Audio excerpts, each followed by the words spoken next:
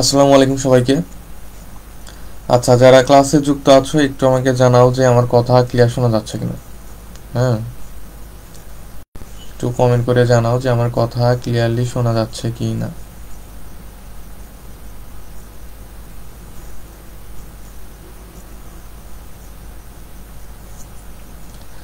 যদি কথা ক্লিয়ার শোনা যায়, স্ক্রিন ঠিক মতো দেখা যায়, সব ক্লিয়ার থাকে, একটু বলো যে ভাই ক্লিয়ার আছে। হ্যাঁ, তাহলে আমরা ক্লাস শুরু করে দিব।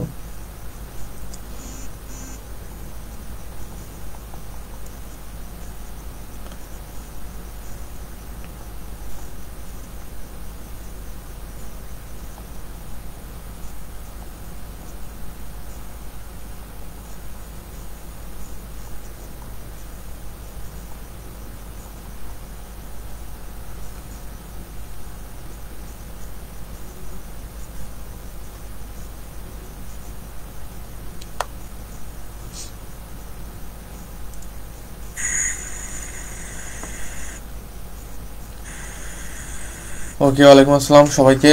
যারা সালাম দিচ্ছ সবাইকে ওয়ালাইকুম আসসালাম। ঠিক আছে, যদি সব ঠিক থাকে তাহলে আমরা শুরু করি, কেমন? ওকে, অল ক্লিয়ার আশা করি। ঠিক আছে।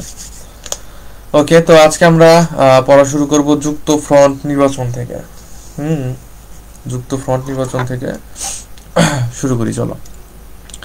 আর আমাদের মনে হয় আগের এক্সামটা নেওয়া হয় নাই, তাই না? সমস্যা নাই, আমি আজকে হলো ক্লাস শেষে এক্সামের লিঙ্ক দিয়ে দিব, সবাই এক্সাম দিয়ে ফেলবা, কেমন? ওকে। আজকে তো জিকে এক্সামও হবে, প্লাস আমাদের সেকেন্ড যে রিভিশন চলতেছে মেডিকেল এক্সাম ব্যাচে সেটাও হবে, দুইটা হবে, কেমন? ওকে, তো চলো আমরা দ্রুত ক্লাস করি, দ্রুত ক্লাস শেষ করা লাগবে। ঠিক আছে। ওকে, আচ্ছা দেখো, তাহলে এখানে আমরা পড়ব হলো যুক্ত ফ্রন্ট নির্বাচন। ঠিক আছে, যুক্ত ফ্রন্ট নির্বাচন। ওকে, তো যুক্ত ফ্রন্ট জিনিসটা কি এটা আসলে আমাদের বোঝা লাগবে। ঠিক আছে, যুক্ত ফ্রন্ট জিনিসটা কি?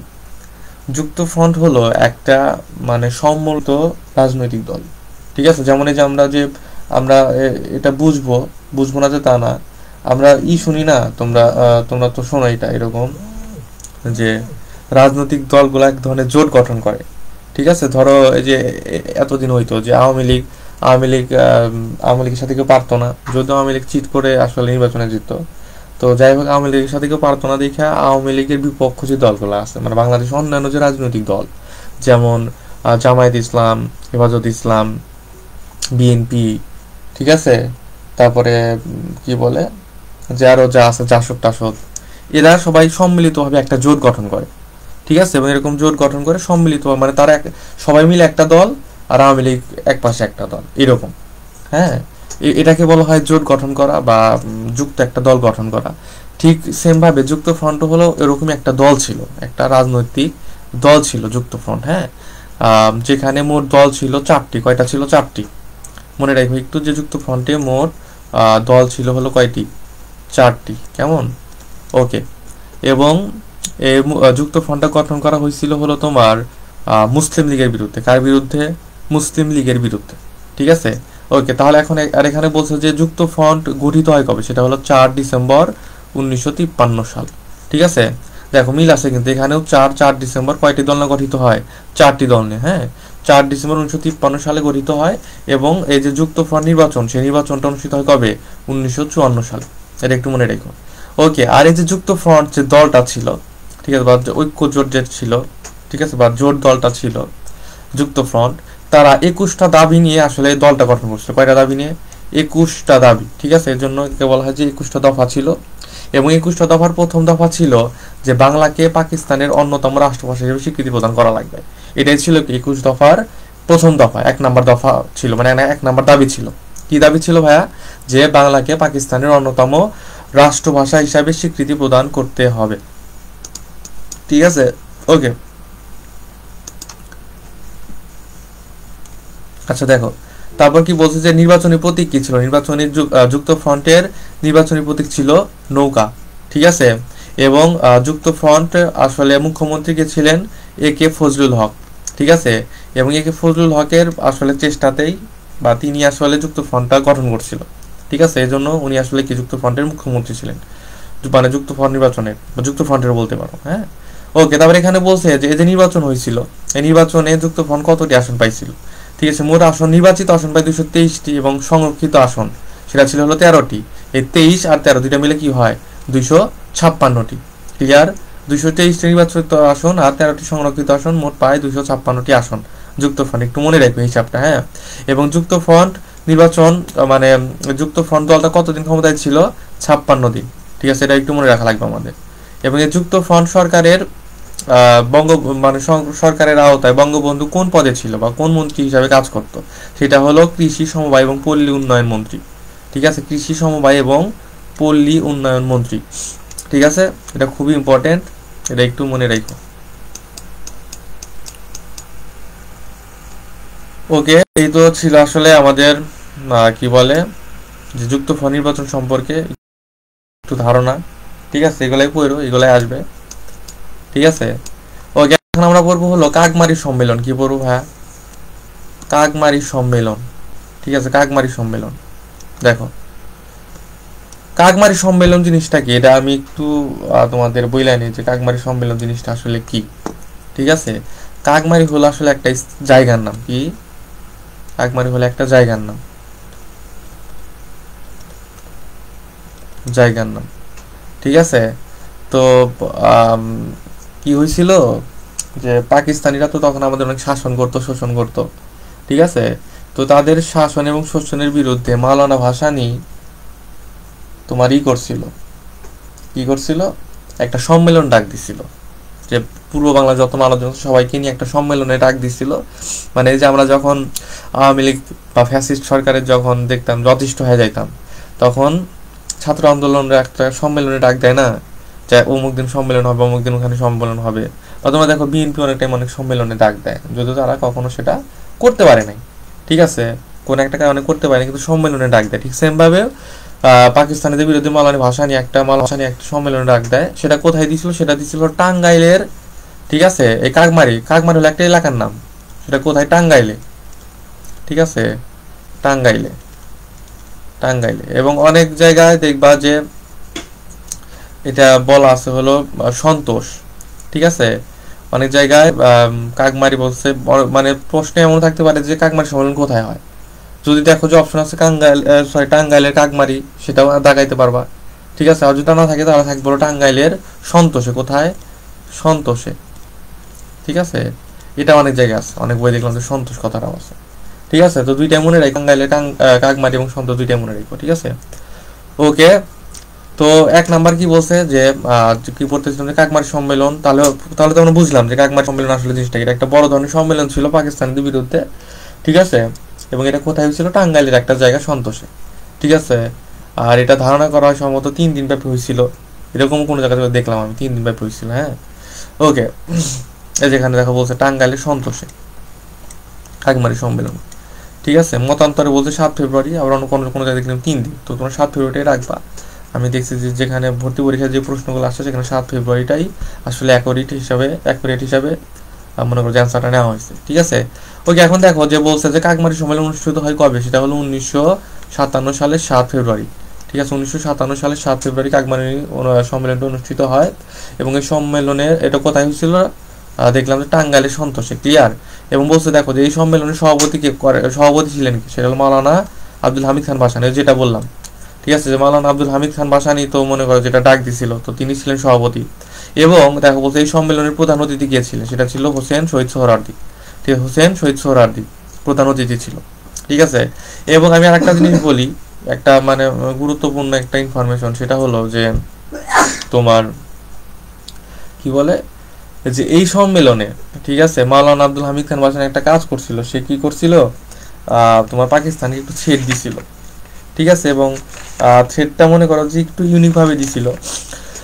সে বলছিল যে পূর্ব পাকিস্তানের ওপর মানে সরি কি বলে যে এই সম্মেলনে বলছিল দাঁড়ায় যে পূর্ব পাকিস্তানের উপরে যে শোষণ চালাইতেছে পাকিস্তানিরা, এটা যদি তারা বন্ধ না করে তাহলে পশ্চিম পাকিস্তানকে আসসালামু আলাইকুম। ঠিক আছে, তো এই টাইপের কথা শুনে আসলে বোঝা যাচ্ছে যে তিনি কি বোঝাতে যাচ্ছে। তিনি বোঝাতে চাইছে যে হ্যাঁ, তাহলে যদি তারা আমাদের উপরে শোষণটা বন্ধ না করে তাহলে পশ্চিম পাকিস্তানের ওকে আসসালামু আলাইকুম, মানে পশ্চিম পাকিস্তানকে টাটা বাই বাই। ঠিক আছে, মানে তাদের সাথে আমরা নাই, এরকম বুঝেছি যে আমরা তখন আলাদা হয়ে যাব, আলাদা হওয়ার চেষ্টা করব। ঠিক আছে, তো এই আসসালামু আলাইকুম বা সালাম দিছিল এটা কোথায়? কাকমারি সম্মেলনে। ঠিক আছে, মনে রেখো, আমি এখানে একটু লিখে দিই। হ্যাঁ, আসসালামু আলাইকুম দিছিল কোন সম্মেলনে? আসসালামু আলাইকুম। ঠিক আছে, আলাইকুম, এটা দিছিল কোন সম্মেলনে? কাকমারি সম্মেলনে। ঠিক আছে, ওকে। এটা গেল আমাদের কাকমারি সম্মেলন। ঠিক আছে, এখন আসি আমরা সামরিক শাসন। ঠিক আছে, সামরিক শাসন আসি, সামরিক শাসনে আসি। দেখো এখানে বলছে যে পাকিস্তানে প্রথম সামরিক শাসন জারি করেন কে? ইস্কান্দার মির্জা। আচ্ছা, সামরিক শাসন জিনিসটা কি আমরা একটু মানে একটু বোঝার ট্রাই করি। দেখো, সামরিক মানে তো আমরা বুঝি যে প্রশাসন, এই টাইপের কিছু। ঠিক আছে, তো যখন মনে করো যে একটা দেশে, মনে করো যে আমি একদম প্রেজেন্ট আমরা যেটা ফেস করছি সেটা নিয়ে আমি উদাহরণটা দিই, তাহলে ভালো বুঝবা। যে আওয়ামী লীগ সরকার ছিল, তাই না? তো আওয়ামী লীগ সরকার কোনো কারণে কি করছে? দেশটা চালাইতে ব্যর্থ হয়েছে, চালাইতে পারে নাই বা দেশ চালাইতে পারতেছে না। তখন কি হবে? সে যদি দেশ চালাইতে ব্যর্থ হয়, দেশে মনে করো যে অরাজকতা সৃষ্টি করে, তখন দেশের যে সামরিক শাসনের প্রধান আছে, বাংলাদেশের সামরিক শাসনের প্রধান হলো সেনাবাহিনী, মানে সেনাপ্রধান। তো সেনাপ্রধানের কাছে কি করা লাগবে? ক্ষমতা হস্তান্তর করা লাগবে, এবং এই সেনাপ্রধান বা সেনাবাহিনী দ্বারা পুরো দেশ পরিচালিত হবে। এটাই আসলে সামরিক শাসন। ঠিক আছে, যে সেনাবাহিনী দ্বারা, যেহেতু আমাদের সামরিক বাহিনীর প্রধান হলো সেনাবাহিনী। ঠিক আছে, তাহলে সামরিক বাহিনীর প্রধান দ্বারা দেশ পরিচালনার নামই বা দেশের শাসন ব্যবস্থা পরিচালনার নামই হলো সামরিক শাসন। ঠিক আছে, এটা আমরা কয়েকদিন আগে ফেস করছি না, কয়েকদিন আগে মাত্র, যে কি বলে যে শেখ হাসিনা পালাই গেল এবং আমরা কি করলাম যে ক্ষমতা হস্তান্তর করা হলো সেনাপ্রধানের কাছে। ঠিক আছে, এবং বেশ কয়েকদিন সেনাপ্রধানই আসলে আমাদের দেশে কিন্তু রিসেন্টলি সামরিক শাসন জারি ছিল কয়েকদিনের জন্য। ঠিক আছে, 2-1 দিনের জন্য হয়তো। তারপরে আবার কি করা হয় যে ডক্টর ইউনূসকে ক্ষমতা হস্তান্তর করা বা উপদেষ্টা বানানো হয়। ওকে, তো এটা আসলে সামরিক শাসন বলতে এটাই বোঝায় আমাদের। তো এখন দেখি যে পাকিস্তানে প্রথম সামরিক শাসন জারি হয় কত সালে? এটা হলো 1958 সালে। ঠিক আছে, এবং এটা জারি করে সেটা হলো ইস্কান্দার মির্জা। ঠিক আছে, এখন দেখো এখানে একটু পেঁচ আছে, পেঁচটা আমি বলি। যদি বলে যে প্রথম সামরিক শাসন জারি করেন কে? সেটা হলো ইস্কান্দার মির্জা। ঠিক আছে, আর যদি বলে যে যদি বলে পাকিস্তান শাসন, যদি প্রশ্নতে বলে যে পাকিস্তানের সামরিক শাসন জারি করে কে? ইস্কান্দার মির্জা। যদি বলে পাকিস্তানের সামরিক শাসনকর্তা কে ছিলেন? শাসনকর্তা, তাহলে সেটা হবে কি? আইয়ুব খান। সেটা কি হবে? আইয়ুব খান। এখানে কিন্তু পেঁচ লাগা যায়, ভুল করা যাবে না। একটা হলো সামরিক শাসন জারি করে কে? সেটা হলো ইস্কান্দার মির্জা। আমি এটা সম্ভবত তোমাদের ইয়েতে দিছিলাম, একটা কুইজে দিছিলাম পেজ থেকে। হ্যাঁ, অনেকে ম্যাক্সিমাম দেখি যে আমি বলছিলাম সামরিক শাসন জারি করে কে, ম্যাক্সিমাম আইয়ুব খান লেখা রাখছে। ঠিক আছে, তো আইয়ুব খান ছিল সামরিক শাসনকর্তা। ঠিক আছে, এবং কিন্তু জারি করে কে? সেটা হলো ইস্কান্দার মির্জা। কত সালে? 1958 সালে। ইস্কান্দার মির্জা 1958 সালে সামরিক শাসন জারি করে, কিন্তু এই সামরিক শাসনটা পরিচালনা করাই তো হলো আইয়ুব খানকে দিয়ে। তার মানে আইয়ুব খানকে পরিচালনা করতো কে? ইস্কান্দার মির্জা। ঠিক আছে, ইস্কান্দার মির্জাই শাসনকর্তা বানাইছিল কাকে? আইয়ুব খানকে। ঠিক আছে, কিন্তু আইয়ুব খান পরবর্তীতে আসলে ইস্কান্দার মির্জার সাথে একটু বিশ্বাসঘাতকতা করে। ঠিক আছে, আইয়ুব খান শাসনকর্তা থাকতে থাকতে পরবর্তীতে নিজেকে কি করে? স্বঘোষিত, সম্ভবত তোমার প্রেসিডেন্ট ঘোষণা করে। হ্যাঁ, এরকমই কিছু একটা, স্বঘোষিত প্রেসিডেন্ট। হ্যাঁ, স্বঘোষিত প্রেসিডেন্ট, মানে সে মনে করো যে ক্ষমতায়, সে তো শাসনকর্তা হিসেবে ছিল।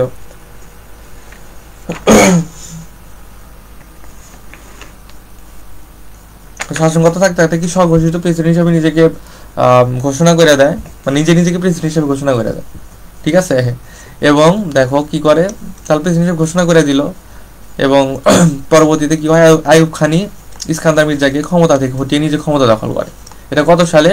27 অক্টোবর 1958 সালে। ঠিক আছে, এটা হলো আসলে কাহিনী। তো তোমরা যদি বাংলাদেশের ইতিহাস বলে একটু মন দিয়ে দেখো বা একটু যদি ঘাটাঘাটি করো, তোমরা দেখবা যে বাংলাদেশের ইতিহাসে বা রাজনৈতিক ইতিহাসে শুধুমাত্র বিশ্বাসঘাতকতা দিয়ে ভরা। ঠিক আছে, এই যে দেখো এখানে একটা বিশ্বাসঘাতকতা। বাংলাদেশের ইতিহাস মানে ভরপুর বিশ্বাসঘাতকতা। ঠিক আছে, ওকে। তারপরে পরবর্তীতে কি তাহলে সামরিক শাসন জারি করছিল ইস্কান্দার মির্জা, এবং সামরিক শাসনকর্তা কে ছিল? আইয়ুব খান। এই ইস্কান্দার মির্জা কি করছিল? আইয়ুব খানকে শাসনকর্তা বানাইছিল। কিন্তু আইয়ুব খান কি করলো, নিজেকে প্রেসিডেন্ট ঘোষণা কইরা ইস্কান্দার মির্জাকে সরাই দিল, সরাই নিজে ক্ষমতা গ্রহণ করলো। ঠিক আছে, এবং ক্ষমতা গ্রহণ করার পরে 2 বছর পরে বা কিছুদিন পরে দেখো 58 সালে তাকে সরাই দিছে এবং হটাই দিছে, সরাই দিছে। তারপরে দেখো কি হয়েছে যে 1960 সালে মানে 2 বছর পরে কি করছে, এই সামরিক শাসনটা প্রত্যাহার করে দিচ্ছে, মানে বাদ করে দিছে আইয়ুব খান। তখন আবার গণতন্ত্র চালু করে দিছে। হ্যাঁ, ওকে, এটা ছিল আসলে সামরিক শাসন। সামরিক শাসন সম্পর্কে আমরা টুকটাক ভালোই বললাম, তাই না? ওকে, আচ্ছা আমরা এখন 6 দফা পড়বো। তার আগে আমি একটু কমেন্ট চেক করি, তোমরা একটু কমেন্ট করো যে কারো কোনো সমস্যা আছে কিনা। হ্যাঁ, যতটুকু বললাম ক্লিয়ার কিনা একটু সবাই কমেন্ট করে জানাও। হ্যাঁ,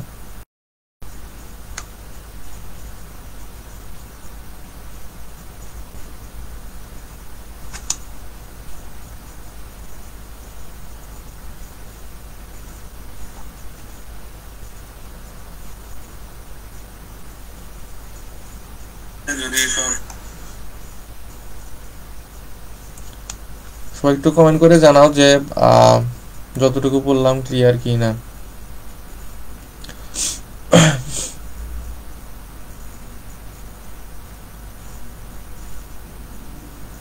কারো কোনো প্রশ্ন আছে কি? এতটুকুর ভেতরে প্রশ্ন থাকলে সেটাও করতে পারো।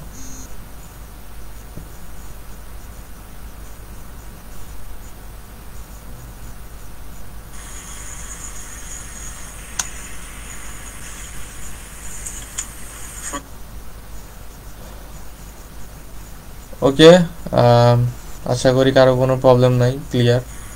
ওকে, তারপরে তাতে যাই আমরা, তারপরে টপিকে 6 দফা আন্দোলন।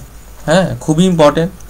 ঠিক আছে, মেডিকেলের জন্য খুবই ইম্পর্টেন্ট একটা টপিক হলো 6 দফা আন্দোলন। ঠিক আছে, 3 স্টার দিয়ে দিবা। ওকে, এখন দেখো পড়ি আমরা কি বলছে প্রথমে, যে 6 দফা আন্দোলনকে বলা হয় ম্যাগনা কার্টা। কি বলা হয়? ম্যাগনা কার্টা। ঠিক আছে, এখন এটা অনেকের কাছে প্রশ্ন, বোঝে না জিনিসটা আসলে কি, আমি একটু বুঝাই।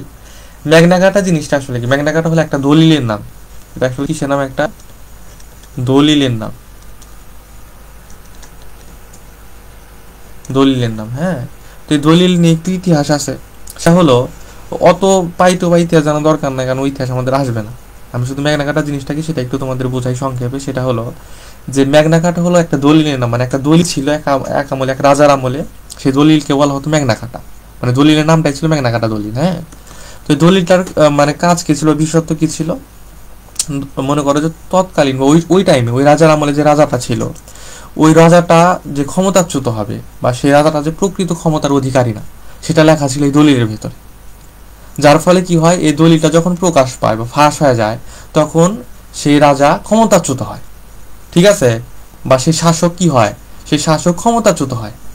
ঠিক আছে, তাহলে বুঝতে পারতেছে দলিলের মূল্য কতটুকু। এই দলিলের মাধ্যমে কিন্তু একটা শাসক ক্ষমতাচ্যুত হয়ে গেল।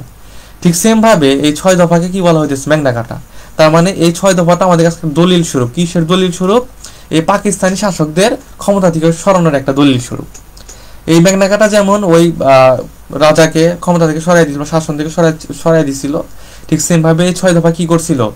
পরবর্তীতে আসলে আমাদেরকে স্বাধীনতা এনে দিছিল, পাকিস্তানি শাসক গোষ্ঠীকে আমাদের উপর থেকে সরাই দিছিল, একটা স্বাধীনতা এনে দিছিল, তাই না? তো এই জন্য আসলে 6 দফাকে কি বলা হয়? ম্যাগনা কার্টার সাথে তুলনা করা হয় এবং বলা হয় যে 6 দফা হলো আমাদের কি বাঙালি জাতির ম্যাগনা কার্টা। ক্লিয়ার? ওকে, এরপরে আসো, যেখানে বলছে যে 6 দফা রচিত হয় কিসের ভিত্তিতে? সেটা হলো লাহোর প্রস্তাবের ভিত্তিতে। ঠিক আছে, লাহোর প্রস্তাব দেওয়া হয়েছিল, ওইটার ভিত্তিতে আসলে 6 দফা রচিত হয়, এটা একটু মনে রাখো। এবং দেখো বলছে 6 দফা ঘোষিত হয় মোট 3 বার। কয়বার? 3 বার। প্রথমবার ঘোষিত হয়, দেখো বলছে প্রথমবার ঘোষণা করে হল শেখ মুজিবুর রহমান। কে? শেখ মুজিবুর রহমান। কবে? 5 ফেব্রুয়ারি 1966 সালে। ঠিক আছে, 5 ফেব্রুয়ারি 1966 সালে প্রথমবার ঘোষণা করে। কে ঘোষণা করে? বঙ্গবন্ধু শেখ মুজিবুর রহমান। তারপর আসে দ্বিতীয়বার। দ্বিতীয়বার ঘোষণা করা হয় বিরোধী দলের সম্মেলনে। এটা কত তারিখে? 13 ফেব্রুয়ারি 1966 সালে। প্রথমে গেল 5 ফেব্রুয়ারি, তারপরে গেল কি 13 ফেব্রুয়ারি। ঠিক আছে, 5 ফেব্রুয়ারি, 13 ফেব্রুয়ারি। তারপরে আসো তৃতীয়বার, এটা হলো কি 23 মার্চ, 23 মার্চ 1966 সাল। তাহলে মোট 3 বার। প্রথমবার কত তারিখে? 5 ফেব্রুয়ারি 1966 সাল। কে ঘোষণা করে? বঙ্গবন্ধু শেখ মুজিবুর রহমান। ঠিক আছে, দ্বিতীয়বার কি বিরোধী দলের সম্মেলনে ঘোষণা করা হয় কত তারিখে? 13 ফেব্রুয়ারি 1966। ঠিক আছে, দ্বিতীয়বার ঘোষণা করা হয়। আর 3 নাম্বার বার ঘোষণা করা হয় কবে? 23 মার্চ 1966 সালে। ঠিক আছে। এবং এখানে দেখো একটা ছোট্ট করে একটা কথা বলছি, সেটা হলো আনুষ্ঠানিকভাবে। আমি একটু মার্ক করে দিই। ঠিক আছে, দেখো যে আনুষ্ঠানিকভাবে ঘোষণা করা হয়। ঠিক আছে, এটা একটু আমাদের মনে রাখা লাগবে। ঠিক আছে, যে আনুষ্ঠানিকভাবে ঘোষণা করা হয় কবে, মানে তৃতীয়বার যে ঘোষণা করা হয় এটা এটা আসলে কি আনুষ্ঠানিকভাবে ঘোষণা করা হয়। ঠিক আছে, আনুষ্ঠানিকভাবে। তাহলে যদি বলে আনুষ্ঠানিকভাবে ঘোষণা করা হয় কবে, সেটা হবে কি 23শে মার্চ 1966 সাল। আর যদি বলে তৃতীয়বার ঘোষণা করা হয় কবে, সেটাও কি 23শে মার্চ 1966 সাল। তো এটা কিন্তু মনে রাখা ইজি। তৃতীয়বার আমরা জানি কি 3 নাম্বার মানে তো ফাইনাল বা আনুষ্ঠানিক। ঠিক আছে, তো এখানেও 3 আছে, 23-এর ভেতরেও 3 আছে। ঠিক আছে, আর 13 সাথে গুলাই ফেলো না। হ্যাঁ, 5 3 23 মনে রাখবা, 5 3 23, 5 3 23। ঠিক আছে, এটা হলো কি আসলে 6 দফার ঘোষণা। ওকে।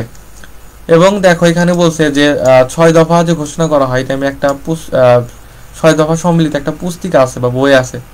ঠিক আছে, দেখো সেই পুস্তিকার নাম কি, সেই পুস্তিকার নাম হলো আমাদের বাঁচার দাবি 6 দফা কর্মসূচি। এটা একটু মনে রেখো। হ্যাঁ, এটা আসে, বেশ কয়েকটা ভর্তি পরীক্ষা আসছে, খুব ইম্পর্টেন্ট। তো এটা আসতে পারে।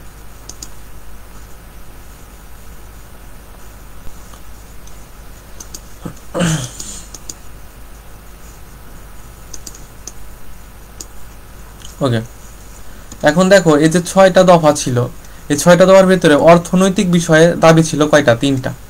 ঠিক আছে, 6টা দাবির ভিতরে বা 6 দফার ভিতরে দাবি ছিল অবশ্যই 6টা। তার ভিতরে অর্থনৈতিক বিষয় দাবি ছিল কয়টা? 3টা। 3টা হলো 3 নাম্বার দাবি, 4 নাম্বার এবং 5 নাম্বার। এই 3টা দাবি ছিল কি অর্থনৈতিক বিষয়। তো মনে রাখবা যে 3টা দাবি, অর্থনৈতিক দাবি ছিল 3টা এবং শুরু হয়েছে কয় থেকে? 3 থেকে, 3 4 5 সিরিয়ালে। 3টা দাবি 3 থেকে শুরু হয়েছে, 3 4 5। ঠিক আছে, এভাবে মনে রাখবা। ওকে, তারপরে দেখো কি বলছে যে প্রথম দফা ছিল প্রাদেশিক স্বায়ত্ত শাসন। ঠিক আছে, 6টা দাবির ভিতরে, 6টা দফার ভিতরে প্রথম দফা বা প্রথম দাবি কি ছিল? প্রাদেশিক স্বায়ত্ত শাসন। প্রাদেশিক স্বায়ত্ত শাসন জিনিসটাকে আমি একটু বুঝাই দিই। দেখো, প্রাদেশিক মানে হলো প্রদেশ। প্রাদেশিক অর্থাৎ আসছে কোথায় থেকে? প্রদেশ থেকে, তাই না? প্রদেশ। আর স্বায়ত্ত শাসন মানে নিজেদের দ্বারা শাসন। ঠিক আছে, স্বায়ত্ত শাসন মানে নিজেদের মানে শাসন কার্য পরিচালনা করবে, এরকম। তো আমরা তখন ছিল আমাদের পুরো পাকিস্তান, আমরা তো পাকিস্তানের একটা প্রদেশ ছিলাম তখন। এখন আমরা কি একটা সার্বভৌম রাষ্ট্র, স্বাধীন রাষ্ট্র, কিন্তু তখন তো স্বাধীন ছিলাম না। তখন আমরা পাকিস্তানের একটা প্রদেশ ছিলাম, পুরো পাকিস্তান। তো আমরা তখন 1 নম্বর দাবিতে কি বলছিলাম যে এই যে পুরো পাকিস্তান, এখানে আমরা কি করব, যত রকমের নিয়ম কানুন আছে সবকিছু আমরা, বা শাসন ব্যবস্থা আছে সবকিছু আমরা পুরো পাকিস্তানটাই পরিচালনা করব। ঠিক আছে, এখানে পশ্চিম পাকিস্তান কোনোভাবে হস্তক্ষেপ করতে পারবে না। ঠিক আছে, কিছু কিছু ক্ষেত্রে হস্তক্ষেপ করতে পারবে, যেমন ধরো মনে করো যে যুদ্ধ টুদ্ধ যদি হয় অন্য কোনো দেশের সাথে, সেই ক্ষেত্রে, প্রতিরক্ষার ক্ষেত্রে, এগুলার টাইমে প্রাদেশিক স্বায়ত্ত শাসনের বাইরে এগুলার ক্ষেত্রে পশ্চিম পাকিস্তান আমাদের সাথে অ্যাড হইতে পারবে বা আমাদের সাথে যুক্ত হইতে পারবে বা আমাদের উপর ইন্টারফেয়ার করতে পারবে। কিন্তু তাছাড়া অন্যান্য কোনো বিষয়েই পশ্চিম পাকিস্তান কি করতে পারবে না, পূর্ব পাকিস্তানের উপর হস্তক্ষেপ করতে পারবে না। এটা হলো প্রাদেশিক স্বায়ত্ত শাসন। ঠিক আছে, তো এই যে পূর্ব পাকিস্তান ছিল, একটা প্রদেশ ছিল পাকিস্তানের, এই প্রদেশটা চাইতো কি, বা আমরা কি চাইতাম, যে আমরা নিজেরাই নিজেদের শাসন কার্য পরিচালনা করবো, আমাদের উপর পুরো পশ্চিম পাকিস্তান কোনোরূপ হস্তক্ষেপ করতে পারবে না। এটাই হলো আসলে কি ছিল, প্রাদেশিক স্বায়ত্ত শাসন। ক্লিয়ার? ওকে, এরপর আসো, দেখো বলছে যে 1966 সালের 7 জুন 6 দফা দাবির প্রেক্ষিতে দেশব্যাপী তীব্র গণ আন্দোলনের সূচনা ঘটে। ঠিক আছে, কত তারিখে? 7 জুন। এই যে 7 জুন, দেখো 1966 সালের 7 জুন, এই 7 জুন আসলে আন্দোলনটা করা হয়েছিল, এর জন্য এটাকে বলা হয় কি 6 দফা দিবস। কি বলা হয়? 6 দফা দিবস। ঠিক আছে, 7 জুন। তাহলে 1966 সালের 7 জুন 6 দফা দাবির পক্ষে আসলে দেশব্যাপী তীব্র একটা গণ আন্দোলন সূচনা হয়। এর জন্য আসলে কি 7 জুনকে কি বলা হয়? 6 দফা দিবস বলা হয়। হ্যাঁ, ওকে। তারপর আসো, দেখো এখানে বলছে কি যে এই আন্দোলনে পুলিশ ও ইপিআর এর গুলিতে, ঠিক আছে, মনু মিয়া, রফিক, শামসুল হক, মুজিবুর সহ মোট 11 জন নিহত। মোট কয়জন? 11 জন, মোট 11 জন। এবং এই শফিক, শামসুল হক, মুজিবুরের নাম মনে না রাখলে মনু মিয়ার নাম মনে রাখা লাগবে, কারণ মনু মিয়া ছিল কি প্রথম শহীদ। এখানে বলছে, হ্যাঁ, যে 6 দফা আন্দোলনের প্রথম শহীদকে, প্রথম শহীদ হলো মনু মিয়া, খুব ইম্পর্টেন্ট। হ্যাঁ, 6 দফা আন্দোলনের প্রথম শহীদ কে? প্রথম শহীদ হলো মনু মিয়া। ঠিক আছে, ওকে। তারপরে দেখো বলছে, আমরা যে মাত্র পড়লাম যে 6 দফা দিবস। 6 দফা দিবস কবে? 7 জুন। 6 দফা দিবস কবে? 7 জুন। 6 দফা 7 জুন, 6-7 6-7 এভাবে মনে রাখবা, হ্যাঁ, ভুল করা যাবে না। তারপর দেখো বলছে কি যে 6 দফা নিয়ে তৈরি একটা ছবি ছিল বা একটা চলচ্চিত্র ছিল, একটা মুভি ছিল, যেটার নাম হলো কি জয় বাংলা। নাম কি? জয় বাংলা। এবং এটা পরিচালক ছিলেন কি ফখরুল আলম। ঠিক আছে, ফখরুল আলম। ওকে, এটা একটু মনে রাখো। তাহলে আমরা আমাদের কিন্তু এখানে দুইটা প্রশ্ন একটা লাইনে, যে 6 দফা নিয়ে তৈরি চলচ্চিত্রের নাম কি, সেটা হলো জয় বাংলা। ঠিক আছে, জয় বাংলা। যদি বলে জয় বাংলা চলচ্চিত্রের পরিচালকের, সেটা হলো ফখরুল আলম।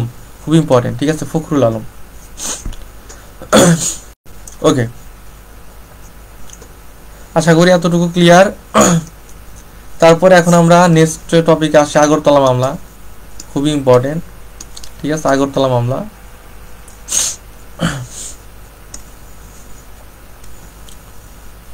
আগরতলা মামলা। আচ্ছা, আগরতলা মামলা জিনিসটা আসলে কি, বা একটা এর আগরতলা মামলা যে একটা মামলা, এটা তোমরা বুঝতেছি। মামলা জিনিসটা তোমরা বুঝি যে কেউ কারণে মামলা করে দেয়, এরকম বিষয় আর কি। হ্যাঁ, তো এটার নাম আগরতলা কেন, এটা একটু আমাদের জানা লাগবে, বা জানা লাগবে মানে একটু জানা দরকার। ঠিক আছে, শুধু তো পড়লে হবে না, কিছু জানতে হয় আমাদের, তাই না? ওকে, দেখো তো আগরতলা নামটা আসলে কেন আসলে। আগরতলা হলো ইন্ডিয়ার হলো একটা জায়গার নাম, ইন্ডিয়া একটা অঞ্চল আছে, সেই অঞ্চলের নাম হলো আগরতলা। আর এটা হলো বাংলাদেশের সাথে বা পূর্ব পাকিস্তানের সাথে একদম সীমান্তবর্তী একটা এলাকা। ঠিক আছে, তো হয়েছে কি যে তখন পাকিস্তানিরা বা পশ্চিম পাকিস্তানিরা কি বলছিল, যে যেহেতু আগরতলা এটা হলো বাংলাদেশ বা পূর্ব পাকিস্তান এবং ভারত, এই দুইটার মানে ভারতের সীমান্তবর্তী একটা এলাকা, মানে পূর্ব পাকিস্তানের পাশেই, তাই না, সীমান্তের পাশেই। তো পশ্চিম পাকিস্তানে যে শাসক গোষ্ঠী ছিল তখন পাকিস্তানিরা, তারা বলছিল যে বাঙালিরা, বিশেষ করে শেখ মুজিবুর রহমান, ঠিক আছে, শেখ মুজিবুর রহমান এবং যাদের নামে আসলে এই মামলাটা দেওয়া হয়, মোট 35 জন। তো পাকিস্তানিরা বলতেছে যে এরা 35 জন কি চাইতেছে, যে পূর্ব পাকিস্তানকে পশ্চিম পাকিস্তান থেকে আলাদা করতে। তখনও তো আমরা পূর্ব পাকিস্তান পশ্চিম পাকিস্তান একসাথেই ছিলাম, তাই না? মানে এলাকা আলাদা, কিন্তু আমরা তো এক পাকিস্তানি ছিলাম, শুধুমাত্র আমরা একটা প্রদেশ ছিলাম। তো আগরতলা মামলা বলতে আসলে এটাই বোঝায় যে পাকিস্তানি শাসক গোষ্ঠী তখন বলছিল যে শেখ মুজিবর সহ আরো যে 34 জন আছে, মোট 35 জন, এরা চাচ্ছে যে পূর্ব বাংলাকে পশ্চিম পাকিস্তান থেকে আলাদা করতে। ঠিক আছে, এবং এই যে চাচ্ছে, এবং এটা বাস্তবে রূপান্তর করার জন্য, তাদের চাওয়াটাকে বাস্তবে রূপান্তর করার জন্য তারা আগরতলা অঞ্চলে ভারতের কিছু গোয়েন্দাদের সাথে কাজ করতেছে। ঠিক আছে, যেমন আমরা এখন বলি বাংলাদেশে ভারতের কিছু গোয়েন্দা আছে, র এজেন্ট, তাই না? ঠিক সেমভাবে পাকিস্তানিরাও বলছিল এরকম, যে ভারতের কিছু গোয়েন্দা আছে, গোয়েন্দা সংস্থা আছে, ঠিক আছে, যারা আগরতলায় থাকে, এবং এই বাঙালিরা, বিশেষ করে বঙ্গবন্ধু শেখ মুজিবুর রহমান এবং আরো 34 জন, মোট 35 জন মিলে এই আগরতলায় গিয়ে পূর্ব পাকিস্তান এবং পশ্চিম পাকিস্তানকে আলাদা করার চেষ্টা করতেছে। ঠিক আছে, এই জন্যই পশ্চিম পাকিস্তানেরা কি করে, এই 35 জনের উপরে একটা মামলা দেয়। এই মামলাটার নামই দেওয়া হয় কি, আগরতলা মামলা। ক্লিয়ার? এটাই ছিল আসলে আগরতলা মামলা। ওকে, তো এই আগরতলা মামলাটা দায়ের করা হয় কবে? আগরতলা মামলা দায়ের করা হয় 3 জানুয়ারি 1968 সাল। খুব ইম্পর্টেন্ট এই ডেটটা। হ্যাঁ, যে আগরতলা মামলা দায়ের করা হয় কবে? 3 জানুয়ারি 1968 সাল। এবং তারপর কি বলছে দেখো, যে মামলার নাম কি ছিল। এই যে মামলা একটা দিচ্ছে আগরতলা মামলা, আমরা তো এটা মানে মামলার নাম জানি আগরতলা মামলা, আগরতলা নামের উপরে। হ্যাঁ, তো এই মামলার আসলে কি বলে যে কাগজে কলমে নাম কি ছিল এই মামলা? কাগজে কলমে এই মামলার নাম ছিল রাষ্ট্র বনাম শেখ মুজিবুর রহমান এবং অন্যান্য। ঠিক আছে, এতটুকু আমি দাগায় দিই, অন্য কালি দিয়ে দেখো, রাষ্ট্র বনাম শেখ মুজিবুর রহমান এবং অন্যান্য। ঠিক আছে, এটা হলো কি আসলে আগরতলা মামলার একদম যেটা সাংবিধানিক নাম বা অফিসিয়াল নাম বলতে পারো। হ্যাঁ, ওকে, তারপরে দেখো এখানে বলছে যে এই মামলায় মোট আসামি ছিল কয়জন? মোট আসামি ছিল 35 জন, বঙ্গবন্ধু সহ 35 জন। ঠিক আছে, মোট আসামি। আর যদি বলে বঙ্গবন্ধু বাদে কয়জন ছিল, সেটা হবে কত? সেটা হবে 34 জন। এখানে আমি আর একটা ইনফরমেশন লেখা দিই, যে প্রথমে কিন্তু 35 জন ছিল না। ঠিক আছে, প্রথম আসামি ছিল 28 জন, এটা একটু মনে রাখবো। হ্যাঁ, আমি এখানে লেখা দিই, প্রথমে আসামি ছিল কয়জন? আসামি ছিল 28 জন। প্রথম আসামি ছিল 28 জন। পরবর্তীতে একজন দুজন করে বাড়ে, আসামির নাম বাড়াইতে থাকে বাড়াইতে কয়জন হয়ে গেছে? 35 জন হয়ে গেছে। হ্যাঁ, ওকে, এই তো। তারপর দেখো এখন কি বলছে, তারপর এটাতে আমরা যাই, যে শেখ মুজিবুর রহমানকে গ্রেপ্তার করা হয় কবে? আগরতলা মামলার জন্য 18 জানুয়ারি 1968 সাল, একটু মনে রাখো।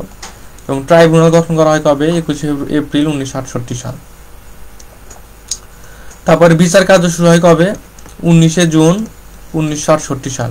এবং কোথায় বিচার কার্য শুরু, এটা কিন্তু ইম্পর্টেন্ট। ঠিক আছে, কোথায় কোথায় বিচার কার্য শুরু হয় সেটা হলো কুর্মিটোলা সেনানিবাসে। ঠিক আছে, কোথায় বিচার কার্য শুরু হয়? কুর্মিটোলা সেনানিবাসে। কত তারিখে?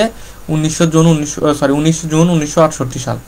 ঠিক আছে, ওকে।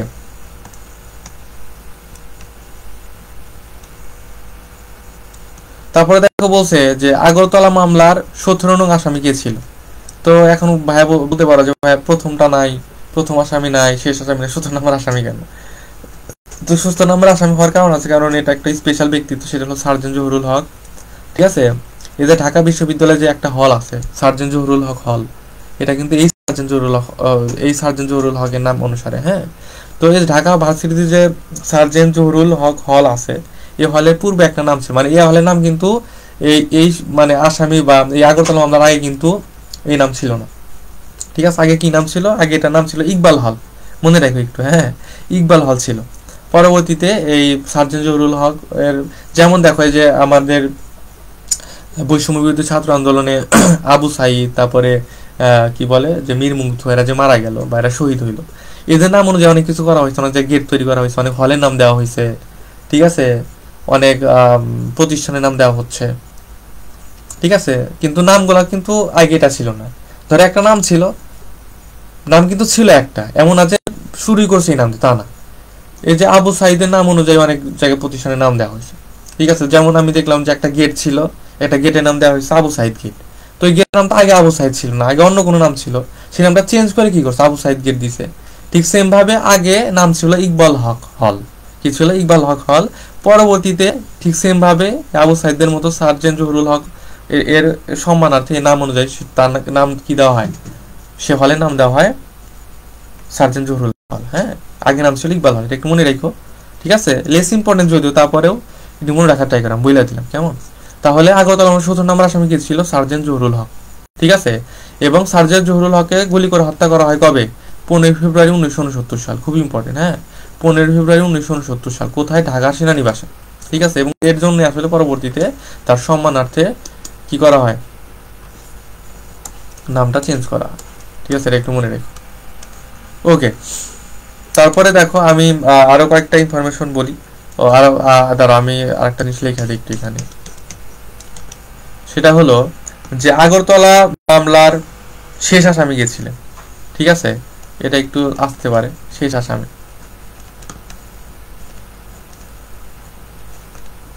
শেষ আসামি ছিলেন হলো লেফটেন্যান্ট আব্দুর রৌফ। তিনি নৌবাহিনীর একজন লেফটেন্যান্ট ছিলেন। হ্যাঁ, লেফটেন্যান্ট আব্দুর রৌফ, লেফটেন্যান্ট আব্দুর রৌফ নৌবাহিনী ছিলেন। ঠিক আছে, আর এই যে আগরতলা মামলা, এটা একটা সময় আগরতলা মামলা একটা সময় ফাঁস হয়ে যায়। ঠিক আছে, মানে ফাঁস করে দেয় আর কি। এই ফাঁসটা কে করে দিছিল, এটা আমি লেখা দিই এখানে, যে ফাঁস করে দেয় সেটা হলো আমির হোসেন। ঠিক আছে, আমির হোসেন তোমাদের বইয়ের রাইটার, ফিজিক্স বইয়ের রাইটার। হ্যাঁ, আমির হোসেন। ওকে, এটা মনে রাখবা, আমির হোসেন। ওকে,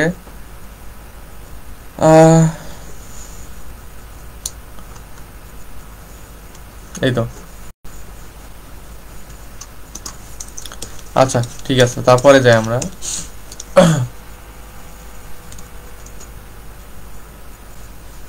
দেখেন কি বলছে, যে আগরতলা ষড়যন্ত্র মামলা প্রত্যাহার করা হয় কবে? এটা ইম্পর্টেন্ট, 22 ফেব্রুয়ারি 1969 সাল। শেখ মুজিবুর রহমানকে ছাত্র সংগ্রাম পরিষদের জনসভায় বঙ্গবন্ধু উপাধি দেওয়া হয়। এটা যদিও এটার সাথে রিলেটেড না, কিন্তু যেহেতু ডেট দেখো 22 ফেব্রুয়ারি, এটা হলো 23 ফেব্রুয়ারি। ঠিক আছে, এর জন্য আমি এখানে অ্যাড করে দিছি, যেহেতু ডেট কাছাকাছি আছে, তাহলে এটার সাথে সিকোয়েন্স অনুযায়ী মনে রাখলে সুবিধা হবে। ঠিক আছে, যদিও আগরতলা মামলার সাথে ঘটনা কোনো মানে ঘটনা ওইভাবে আসলে সামঞ্জস্যপূর্ণ না যে বঙ্গবন্ধু উপাধি দেওয়া হয় কবে। ঠিক আছে, কিন্তু তারপরেও যেহেতু ডেটের সাথে মিলছে, এর জন্য আমি এখানে বসাই দিচ্ছি যাতে তোমাদের মনে রাখতে সুবিধা হয়। ওকে, তারপর দেখো বলছে যে শেখ মুজিবের পক্ষ থেকে আগরতলা মামলা পরিচালনা করেন কে? পরিচালনা করেন স্যার টমাস উইলিয়ামসন। এখানে কিন্তু কিওয়ার্ডটা হলো পরিচালনা করেন। পরিচালনা করেন কে? Sir Thomas Williamson. আর যদি বলে যে বঙ্গবন্ধু পক্ষে প্রসিকিউটর হিসেবে নিযুক্ত হন কে? প্রসিকিউটর মানে উকিল হিসেবে নিযুক্ত হন কে? সেটা হলো উইলিয়াম থমাস। দুইটা কিন্তু ইম্পর্টেন্ট, একটা হলো টমাস উইলিয়ামসন, একটা হলো উইলিয়াম থমাস। ঠিক আছে, দুইটা কিন্তু আলাদা, মনে রাখা লাগবে। যদি বলে পরিচালনা করেন কে? Sir Thomas Williamson.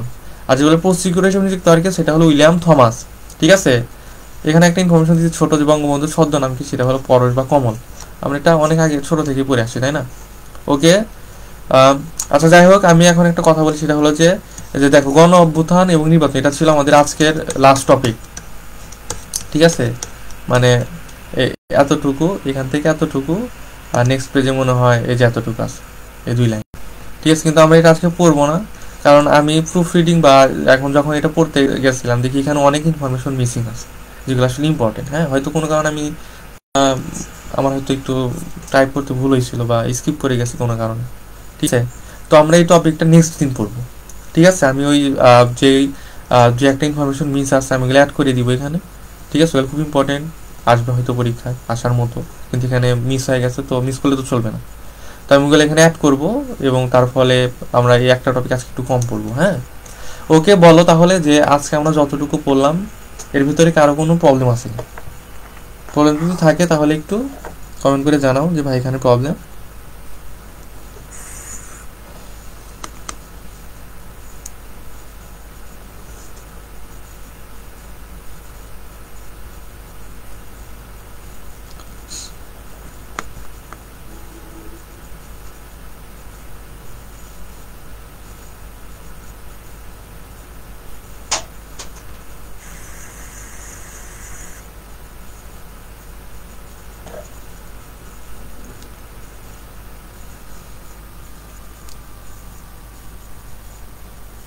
আচ্ছা, বলো কারো কোনো প্রবলেম আছে কিনা ততটুকু পড়াইলাম।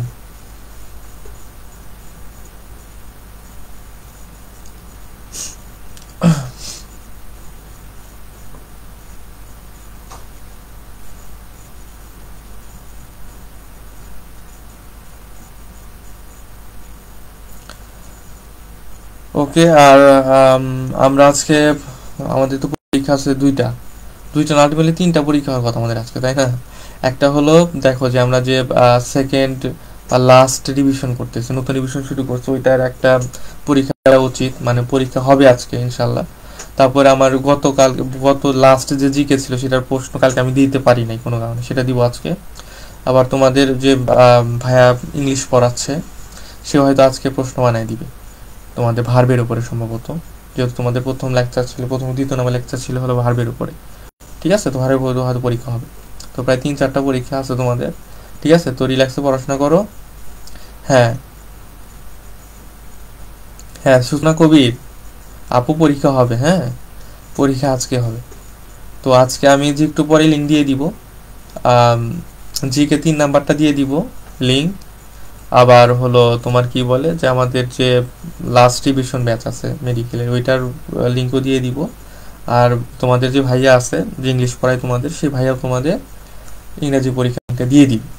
ঠিক আছে, তো ভাইয়া আসলে এগুলা নিয়ে তোমরা মন খারাপ করো না কখনো, পরীক্ষা সবগুলো হবে, একটু আগ পিছ হতে পারে বা হচ্ছে, আমরা তো একটু ব্যস্ত থাকি, তাই না? আমরা একটু ব্যস্ত থাকি, আমাদেরও পড়াশোনা আছে, তো একটু মাইন্ড এগুলো নিয়ে একটু মন খারাপ করা যাবে না, কিন্তু পরীক্ষা হবে, অবশ্যই হবে। তোমরা টাইম পাও, এটা কাজে লাগাবা, প্রিপারেশন নিতে থাকবা। ঠিক আছে, ওকে। তো যাই হোক, আশা করি কারো কোনো প্রবলেম নাই আজকে টপিকের উপরে। ঠিক আছে, ভালো থাকো সবাই। এই তো, আল্লাহ হাফেজ সবাইকে। হ্যাঁ, আমি ক্লাস লাইটটা আর রেকর্ডের ক্লাসের লিঙ্কটা দিয়ে দিব। ওকে, আল্লাহ হাফেজ।